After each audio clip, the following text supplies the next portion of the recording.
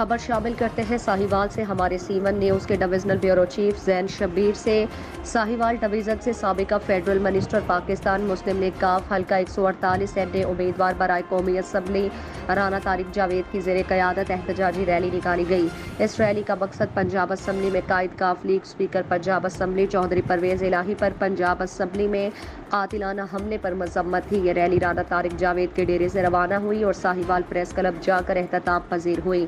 لوگوں کی کثیر تعداد نے ریلی میں شرکت کی۔ ریلی سے خطاب کرتے ہوئے رانا طارق جاوید صاحب نے کہا کہ ہم چوہدری پرویز الہی پر اسمبلی میں قاتلانہ حملے کی شدید مذمت کرتے ہیں۔ انہوں نے کہا کہ ہمارے قائد پر یہ حملہ قابل برداشت ہے اور ایسی حرکات سے دنیا کو پاکستان کے حوالے سے مثبت پیغام نہیں جائے گا، جو افسوسناک بات ہے۔